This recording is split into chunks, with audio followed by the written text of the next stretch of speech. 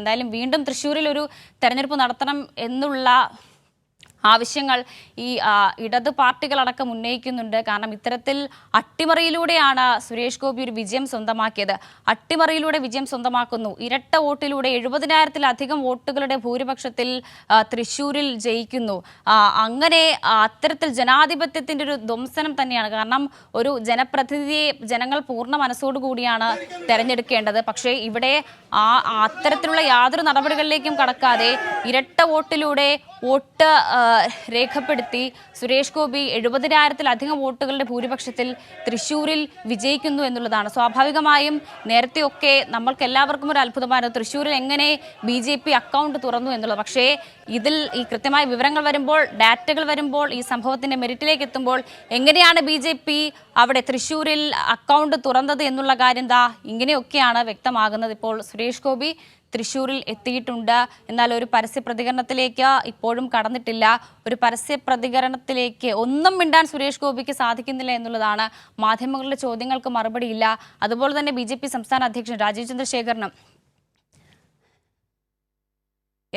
ശരത് ഓങ്ങല്ലൂരുണ്ട് വിവരങ്ങൾ നൽകാൻ. ശരത്ത്, കഴിഞ്ഞ കുറേ ദിവസങ്ങളായി നമ്മൾ മാധ്യമങ്ങളടക്കം അതുപോലെ തന്നെ സാധാരണക്കാരടക്കം സുരേഷ് ഗോപി ഈ വിഷയത്തിൽ എന്തുമിണ്ടും ഇങ്ങനെ ശ്രദ്ധിച്ചുകൊണ്ടിരിക്കുകയാണ്. അപ്പോൾ സുരേഷ് ഗോപി അവിടെ തൃശ്ശൂരിൽ എത്തിയിട്ടുണ്ട്. പക്ഷേ എനിക്ക് തോന്നുന്നു ആ ദൃശ്യങ്ങളിൽ നിന്ന് നമുക്ക് മനസ്സിലാക്കാം മിണ്ടാട്ടമില്ല അല്ലേ? പക്ഷെ അത് തന്നെയാണ് ഇതുമായി ബന്ധപ്പെട്ട് കഴിഞ്ഞ കുറെ ദിവസങ്ങളായിട്ട് സുരേഷ് ഗോപിയുടെ പ്രതികരണത്തിന് വേണ്ടി നമ്മൾ മാധ്യമങ്ങളെല്ലാം ശ്രമിക്കുന്നുണ്ട്. ഇന്നാണ് അദ്ദേഹം കുറെ കാലത്തിന് ശേഷം തൃശ്ശൂർ ലോക്സഭാ മണ്ഡലത്തിലേക്ക് എത്തിയത്. അല്പം മുമ്പാണ് വന്ദേ ഭാരത് ട്രെയിനിൽ വന്നിറങ്ങിയത്. ഇതുമായി ബന്ധപ്പെട്ടുകൊണ്ട് വലിയ സ്വീകരണം BJP പ്രവർത്തകർ ഒരുക്കിയിരുന്നു. മാധ്യമങ്ങളെല്ലാം തന്നെ ഇവിടെ ഉണ്ടായിരുന്നു. മാധ്യമങ്ങൾ ഇതുമായി ബന്ധപ്പെട്ടുകൊണ്ട് അദ്ദേഹത്തോട് നമ്മൾ ചോദിച്ചിരുന്നു.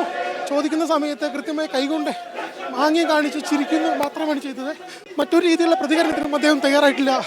വർഷ അത് തന്നെയാണ് ശരത്ത്. നേരത്തെ BJP സംസ്ഥാന അധ്യക്ഷൻ രാജീവ് ചന്ദ്രശേഖർ ഒക്കെ മാധ്യമങ്ങൾക്ക് മറുപടി നൽകിയപ്പോൾ ഈ മാധ്യമങ്ങളടക്കം കൃത്യമായ ഡാറ്റയുടെ അടിസ്ഥാനത്തിൽ ചില ചോദ്യങ്ങൾ ഉന്നയിക്കുമ്പോൾ അദ്ദേഹം ആ ചോദ്യങ്ങളോട് വല്ലാതെ ഒന്ന് അസ്വസ്ഥതപ്പെടുന്നുണ്ട്. അപ്പോൾ ഇവർക്കൊന്നും ഈ വിഷയത്തിൽ മറുപടിയില്ല. അത് തന്നെയല്ലേ ഇവിടെ സുരേഷ് ഗോപിയുടെ ഒരു മിണ്ടാട്ടത്തിൽ നമ്മൾ കാണുന്നത്.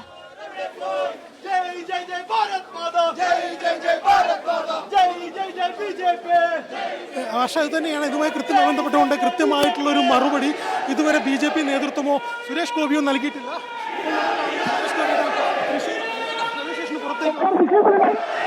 സർ, ഈ വിഷയത്തിൽ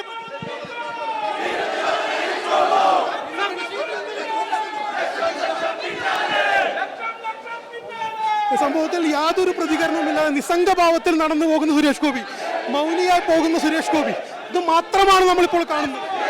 ബന്ധപ്പെട്ടുകൊണ്ട് ഒരു പ്രതികരണം സുരേഷ് ഗോപി എന്തായാലും മാധ്യമങ്ങളോട് പ്രതികരിക്കുന്നില്ല എന്നുള്ളതാണ്. വലിയ സുരക്ഷാ വലയത്തിൽ നിന്നുകൊണ്ടാണ് സുരേഷ് ഗോപി ഇപ്പോൾ വരുന്നത് എന്നുള്ളത്. തിരിച്ചു പോവുകയാണ് വർഷ. ഇതുവരെ വിഷയത്തിൽ ഒരു പ്രതികരണത്തിന് അദ്ദേഹം തയ്യാറായിട്ടില്ല. നമ്മൾ ആവർത്തിച്ചു നോക്കുന്നു. ഈ വിഷയങ്ങളെല്ലാം ഉണ്ടായി. ക്രൈസ്തവർക്കെതിരെ, കന്യാസ്ത്രീകൾക്കെതിരെ നടന്നിട്ടുള്ള ഛത്തീസ്ഗഡിലെ ആക്രമണത്തെ കുറിച്ച് ചോദിച്ചു. വോട്ട് കൊള്ളയെക്കുറിച്ച്, ഇതിനെക്കുറിച്ച് ഒന്നും കൃത്യമായി മറുപടി പറയാൻ അദ്ദേഹം തയ്യാറായിട്ടില്ല. അദ്ദേഹം ഒരു നിസ്സംഗഭാവത്തിൽ പോവുക മാത്രമാണ് ചെയ്തിട്ടുള്ളത്. വർഷ അതായത് ഈ നിരവധി ചോദ്യങ്ങളുണ്ട്. എങ്ങനെയാണ് ഈ 70,000-ലധികം വോട്ടുകൾ ലഭിച്ച് തൃശ്ശൂരിൽ ഒരു വിജയം സ്വന്തമാക്കിയത് എങ്ങനെയാണ് എന്നുള്ളതൊരു ചോദ്യമുണ്ട്. മാത്രമല്ല ഛത്തീസ്ഗഡിൽ ഈ കന്യാസ്ത്രീകൾക്ക് നേരെ നടന്ന അതിക്രമം, അതിലും ചോദ്യങ്ങളുണ്ട്. പക്ഷേ അതിലൊക്കെ അങ്ങനെയുള്ള ചില ചോദ്യങ്ങളോടൊക്കെ ഒരു നിസ്സംഗഭാവമാണല്ലേ?